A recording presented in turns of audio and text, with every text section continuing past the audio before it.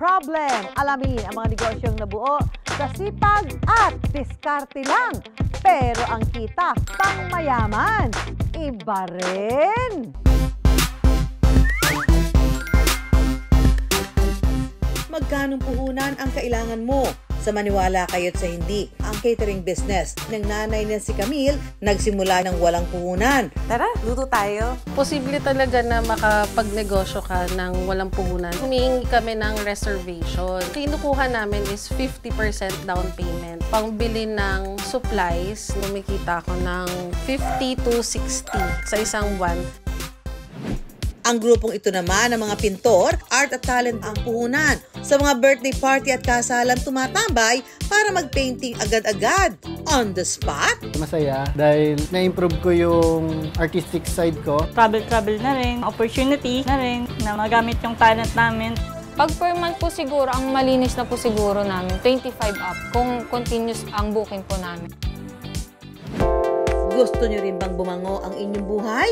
Meet Sandy and Jeriel, ang mag-asawang tila guardian angel na mga gustong magnegosyo ng walang puhunan. Namimigay po kami ng free testers kahit wala pina-avail na package. Totally free, as in wala po kayong ilalabas na pera. Pag ikaw po ang reseller, ay magbibenta ka na lang. Kumikita po ako monthly, 30 to 50K. Profit na po yan. Marami kang pera at syempre, hawak mo yung oras mo. Kumita na po kami ng halos 7 digits. Plano mo bang magnegosyo? Magkanong puhunan ang kailangan mo? For start up, I think 100K. Nasa 150K start. 300K, ganun, para magkaroon po ako ng sarili kong business. 500,000 dahil ang dami syempreng facilities. Kalahating milyon. Totoo naman, kung magnenegosyo, dapat may puhunan o kapital na pera. Pero paano kung wala? Hanggang pangarap na lang ba ang pagnenegosyo? Bago pang hinaan ng loob at mawala ng gana, tip lang mga kanegosyo, pwede pa rin mag-business ng walang puhunan. May diskarte dyan.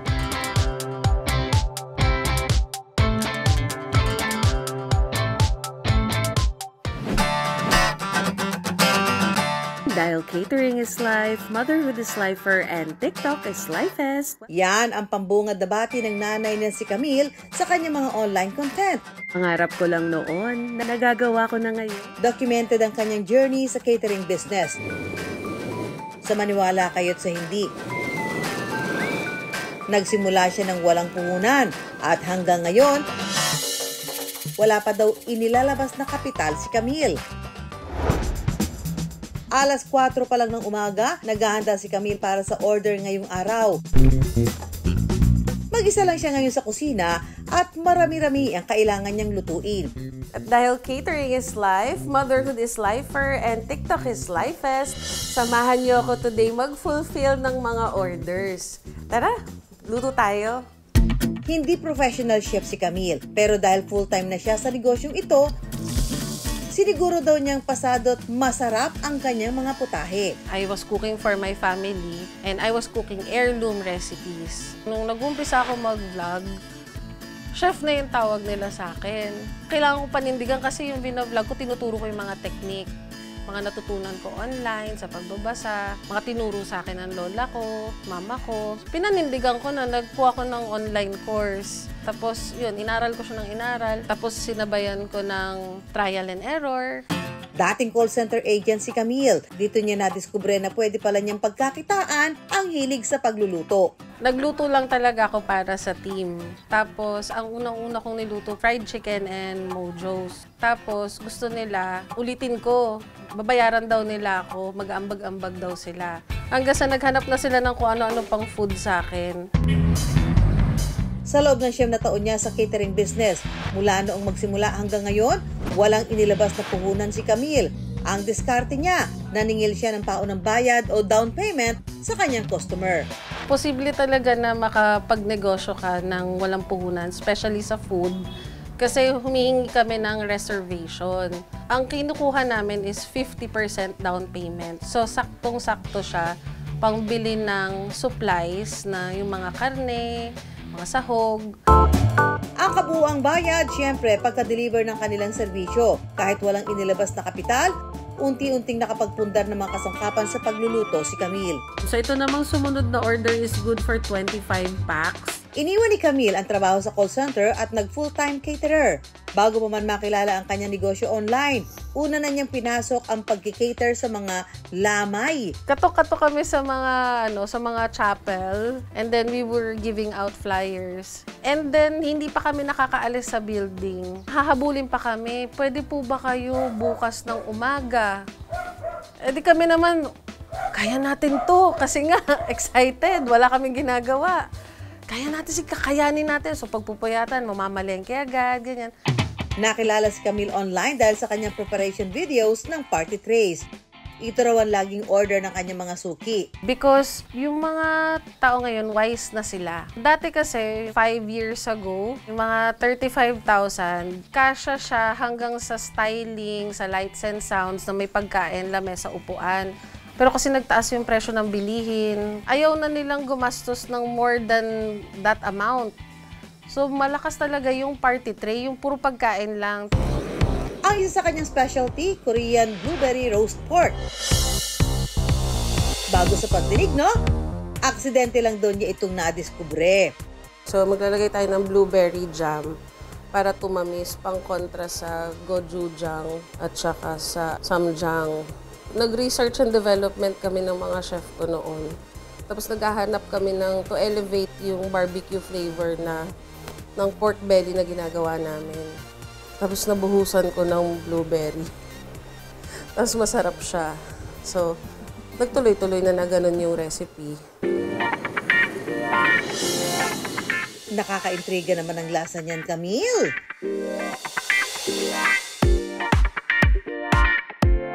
Nag-work naman po yung pagka-matamis nung pork. Masarap po siya. Sarap ng sauce niya. Siguro kung magbe-birthday ako, I will surely order this. Para matikman din ng mga friends ko. The texture is so soft at sobrang savory po siya. I like it. Ang sarap po niya, and then nung Korean flavor po, it's giving po siya talaga. Ang saucy niya, hindi po siya nakakaumi. Actually, pwede pa nga siya ulam. Masarap po siyang ulam kasi may pagkakapareho siya sa lasa ng adobo. Nakakawalang pagod. Yun yung una mong mararamdaman. I think a lot of people working in the service industry will say the same thing. When you get a compliment na they're happy with the food, basta yung muscle pain mo nawawala. Tapos sisipagin ka, gawin ulit siya the following day. So that's what keeps us going. Ang combo tray na ito nagkakahalaga ng 19,000 pesos at kayang pakainin hanggang 30 katao. Mahalaga raw ang pagkakaroon ng mga combo options sa food business. So pag may menu ka, structured ka, and then it's easy to control the price, and then you have a standard look. So alam ng tao na ito yung in-order ko, ito yung natanggap ko, may consistency. Dahil online ang pag-order kay Camille, pwedeng ipa-deliver ang food tray orders. O kaya naman ay pick-upin mismo sa kanilang bahay sa Cuenca sa Batangas. Dahil daw sa lakas ng demand, nagtayo na rin sila ng kanilang commissary sa Cavite. Yung product mo, kailangan standard. Kailangan aralin mo siya, i-improve mo siya. Kasi doon nabubuo yung trust. Kasi sa amin, literal na tiwala nag-down payment sila sa amin para mag-reserve. Tapos yun yung ginagamit naming pamalengke. So namuhunan ako sa yung tiwala. Iningatan ko talaga yon. Kung walang puhunan sa catering business, kitang-kita rin ba ang kita? Dahil may pinapasahod tayo, tsaka may mga overhead, mga ganyan-ganyan. Sabihin na natin mga 50 to 60. Ganyan, sa isang buwan. Pruweba ba kamo na hindi lang pera ang puhunan sa pangarap na negosyo? Dapat meron din tapang, tiyaga at diskarte. Kung sumakses si Camille nang walang puhunang pera, kaya mo rin yan, kanegosyo. Ang global fashion icon na si Heart Evangelista, hindi lang bida sa aurahan, maging sa painting, winner din. Maging sina Solen Yusuf at Thea Tolentino, at heartthrobs ng sina Sian Lim at Tom Rodriguez. Pagbibinta rin ng hobby, mahuhusay. Ang grupong ito naman ng mga pintor sa mga birthday party at kasalan tumatambay para mag-painting agad-agad on the spot.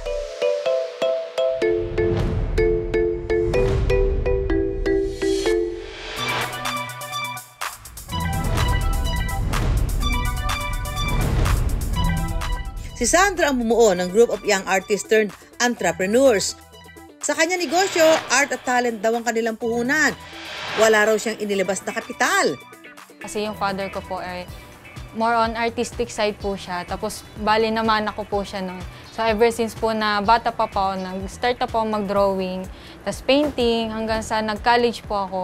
Actually, last year lang po ako nag-start na mag-commission talaga. Hanggang po naisipan ko po na why not adventure po yung pagla-live painting. Sagot ni Sandra ang live painting ng couple o celebrant. Habang sina Raimundo at Adeline naman ang nakatoka sa sketch portraits ng mga bisita sa pagtitipon. Masaya dahil out of marami niyang friends na artist talaga, ako yung isa sa mga pinagkatiwalaan niya. Nakakatulong yung business namin personally because somehow nakakapag-save kami. Mas na-improve ko yung artistic side ko. Na-excite din po ako kasi parang may kasama na ako sa ganitong passion. Travel na rin kasi kung saan hindi kami nakakapunta pag may event. Mas nag-e-enhance po yung speed namin sa paggawa. Thank you din po kasi binigyan niya kami ng opportunity na magamit yung talent namin. Simple lang daw ang pag-avail ng kanilang serbisyo. Naalam namin syempre kung saan yung location, anong start po ng wedding po nila. Nag-aas po kami ng 30 to 50% para po sa down payment. Inaalam din po namin kung anong package po yung gusto nilang i-avail. Inaalam po namin kung ilang tao po yung gusto po nilang ipapaint. Minsan po nag-avail po sila ng 150 to 200 packs. Mula sa down payment ng kliyente, nakabibili si Sandra ng art materials na gagamitin. Kaya di na niya kailangang maglabas ng sariling pera. Masaya siya, tapos fulfilling siya. Siguro magiging mas masaya siya kasi yung first goal po talaga namin ay makapag-avail po ng studio po namin na sa amin lang. Tapos mas mag-grow yung ASRO. Malaking tulong daw kay Sandra na tapos siya ng kursong Bachelor in Graphics Technology, Major in Industrial Design. At nagtatrabaho rin bilang graphic designer sa isang international company. Sa mga gustong matuto ng basic painting, all eyes here dahil isi-share na ni Sandra ang kanyang talent and techniques.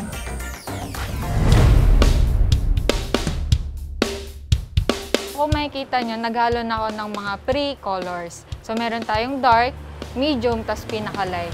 So sa pagpipaint, inuuna muna natin yung dark. I-block natin yung mga dark colors. So pagtapos naman ng dark, magja-jump tayo kagad sa pinaka-light. Mag-change lang tayo lagi ng brush. Sa pagpipaint kasi, dapat merong, sa akin, personally, gumagamit ako ng 3 brush. Small, medium, tas large. Yung pinaka-small, yun yung mga pinang-detail ko. Pero wait lang Sandra, paano kung hindi inborn talent sa art? May pag-asa.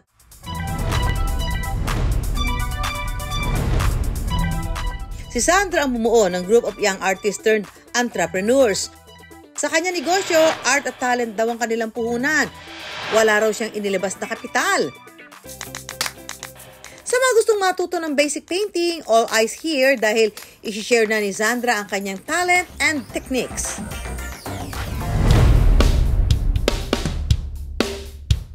Kung makikita nyo, naghalo na ako ng mga pre-colors. So meron tayong dark, medium, tas pinaka-light. Pero wait lang Sandra, paano kung hindi inborn talent sa art? May pag-asa pa ba? Lahat naman ng bagay ay napag-aaralan. Ang gagawin mo lang talaga, unang-una, i-involve mo yung sarili mo sa craft na gusto mong gawin. And then, mag-practice ka lang.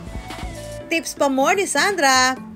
Dapat mong matutunan yung values na tinatawag sa pagpipinta, yung temperature. Ang colors kasi, hindi yan flat. Madami ang dimension, madaming shade na kailangan mong i-paint para mas makapture mo yung subject mo. Kahit makulay ang negosyo ni Sandra, meron din daw hindi natutuwa sa resulta ng kanilang art.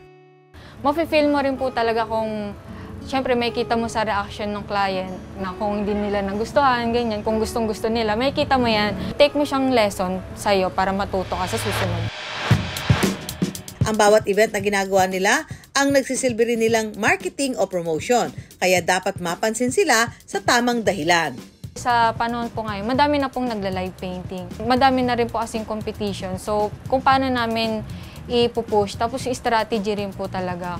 Sa tulong ng social media, unti-unti raw nagiging matunog ang painting business ni Sandra. Nakadepende sa laki ng portrait na ipagagawa ng kliyente ang presyo. 13,000 pesos ang pinakamaliit, habang 25,000 pesos naman kung malaking size ng canvas. 90 pesos ang sketch portrait para sa guest. Meron silang iba't ibang package deals, base rin sa size ng canvas at dami ng guest. 4 hanggang 8 oras ang itinatagal ng paggawa ng portrait painting ng couple o celebrant. Tumatanggap din sina Sandra ng mural painting jobs. Dahil sa tiyaga at sipag ni Sandra, hindi na raw drawing ang kita. Pag per month po siguro, ang malinis na po siguro namin, 25 up. Kung continuous po ang booking po namin. Confidence sa craft mo, sa skills mo. Kasi, asa sa'yo yan eh. Ikaw lang naman yung makakapagsabi kung kaya mo or hindi. Tapos determination kasi hindi naman araw-araw mananalo ka. Maniwala ka lang sa sarili mo, tapos sa mga taong nakapaligid sa'yo. Ang wedding naman kasi and birthday, once in a lifetime lang talaga yan nagaganap. So, ikaw nasa an artist, always do your best, always do your 100% kasi isang pribilehiyo nga na ma-invite ka, tapos maging party ka ng isa nilang special day. Sa anumang negosyo, may puhunan mang pera o wala, hindi mananatiling drawing o pangarap lang ang tagumpay kapag tama ang pagguhit ng direksyon sa pag-asenso. Meet Sandy and Jeriel, ang mag-asawang tila guardian angel na mga gustong magnegosyo nang walang puhunan.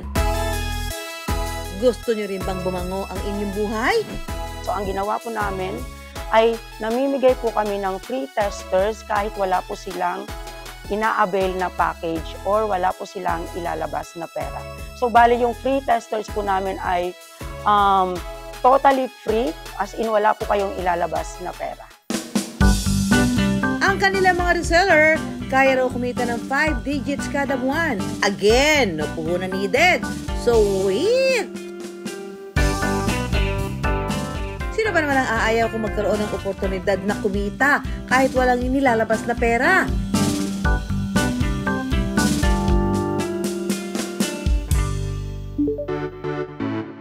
Ang pinakamabenta nilang pabango, citrus scent, sweet at musky. Kaya ginawa po namin na hypoallergenic yung perfumes po namin. So isa po yun sa pinaka malaking advantage since marami po sa mga Pilipino ang may allergy. Ibig sabihin, kaunti lang ang mga sangkap nito na posibleng pagmula ng allergies. At dahil hindi nyo naman maaamoy itong mga pabango na ito, yan, susubukan ko na lang i-explain sa inyo kung ano ba ang scent ng mga ito. So, unahin natin ang, ano ba? Ito munang Sweet Serendipity. So, tingnan natin ha. Uy, sweet nga siya. Sweet nga. Para siyang bagong paligong baby na gusto mo nang patulugin ng tanghali. Dahil nakapaligo ka na, matulog ka na. Mamaya ka na mag-amoy pawis, ha? Pinaliguan ka na. Ito naman ay Urban Legend. Yan.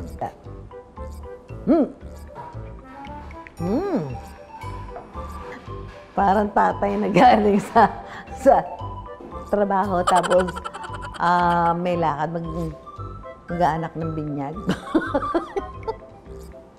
In pair, ang bango ha. Parang gusto mong tanungin doon sa tatay, ano yung perfume niyo? Kasi parang masculine yung scent niya. Tayo sa pangatlo, ito naman ang Captivating Embrace. Wow! Para kang heartthrob. Dumaan sa tabi mo, bango naman, bagong paligo. Parang head turner. Sa bawat bote na mabebenta, maaaring kumita ang reseller ng hanggang 150 pesos kada isa. Easy money, diba? Bali, magme-message lang po sila sa page at sasabihin po nila na mag-aabil po sila ng free tester kit.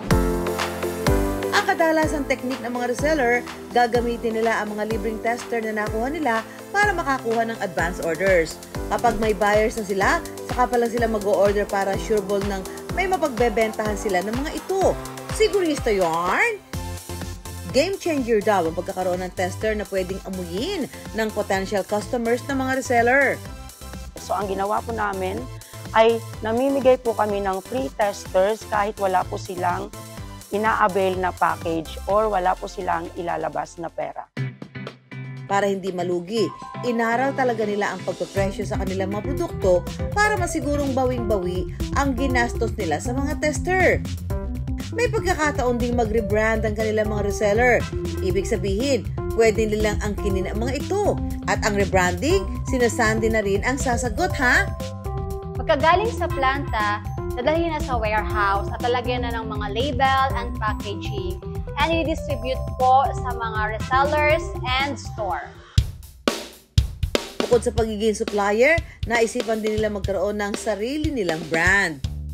Dito po sa Romblon kasi wala pa pong halos perfume store. Naghanap kasi kami ng niche community na i-offer yung perfume namin. So naisip namin, since yung asawa ko po ay, ang hometown niya ay Sibuyan Island, kaya doon po namin naisip na i-put up ang aming unang branch ng store.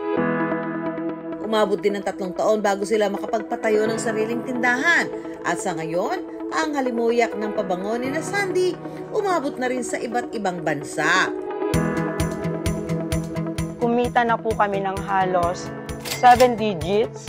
Doon po namin na-realize na lumalaki na po pala yung business namin. My motto in life is to win. Kaya gagawin po talaga namin lahat para lang magtagumpay yung business. Ang mga kadalasan daw nilang resellers ay mga estudyante, young professionals, at mga nanay katulad ni Joy. Kumikita po ako monthly ng 30 to 50K. Profit na po yan. So, matagal ko na po talaga itong pangarap maging businesswoman. Kasi po, sa negosyo, marami kang pera at syempre, hawak mo yung oras mo. Wala kang boss.